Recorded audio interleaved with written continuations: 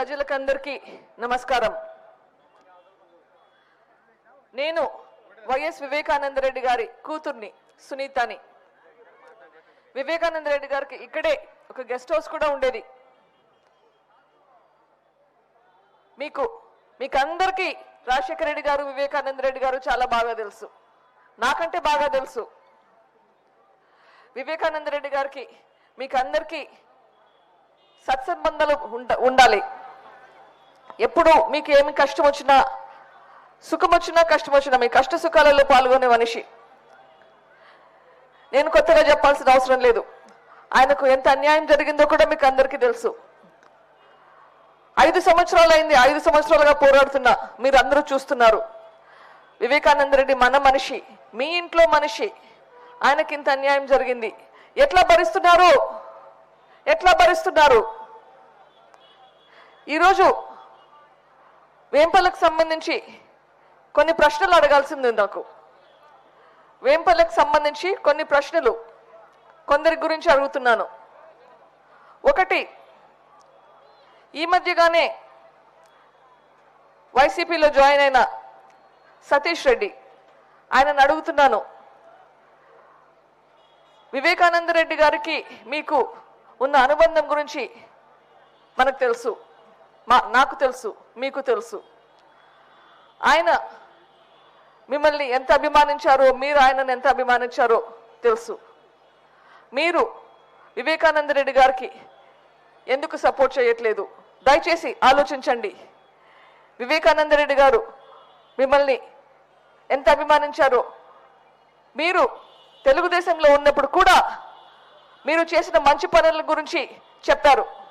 మీరు తెలుగుదేశంలో ఉన్నప్పుడు కూడా, వివేకానంద రెడ్డి మీ పార్టీలో లేరు, వైసీపీలో ఉన్నారు అప్పట్లో, అప్పుడు కూడా మీరు చేసిన మంచి పనుల గురించి ఒప్పుకున్నారు. కానీ ఈరోజు మీరు వైసీపీలో జాయిన్ అయ్యారు, మీరు చేసిన మంచి పనుల గురించి మీ వైసీపీ పార్టీ కూడా ఒప్పుకోవట్లేదు, గ్రహించట్లేదు. మీరు చేసిన పనుల గురించి మీ వైసీపీ పార్టీ కూడా గ్రహించట్లేదు. అట్లాంటి పార్టీలో ఎందుకు పోయారు అడుగుతున్నాను. దయచేసి మీ మనసు మార్చుకోండి, న్యాయం వైపు ఉండండి. ఇంకొకరు, వేంపల్లికి చెందిన వ్యక్తి, గిడంగవారిపల్లికి చెందిన వ్యక్తి రవీంద్రనాథ్ రెడ్డి, రవికుమార్ రెడ్డి, వేంపల్లి రవి అంటాము. నాకు దూరపు బంధువు కూడా. వివేకానంద రెడ్డి గారు మీకు ఎన్నో చేశారు, చెప్పలేము ఎన్ని చేశారో మీకు. అట్లాంటి వ్యక్తిని ఎందుకు దూరం చేసుకుంటున్నారు? మీకు బాధ్యత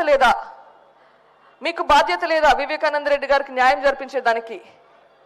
ఆలోచించండి, మీ మనసును మీరు ప్రశ్నించుకోండి, న్యాయం జరిపించండి. ఇక వస్తే అవినాష్ రెడ్డి గారి గురించి వస్తే, ఈరోజు మీకు ఎంపీ ఎలక్షన్లు వస్తున్నాయి. 5 రోజులకి పాటికి ఎలక్షన్లు కూడా అయిపోయింటాయి.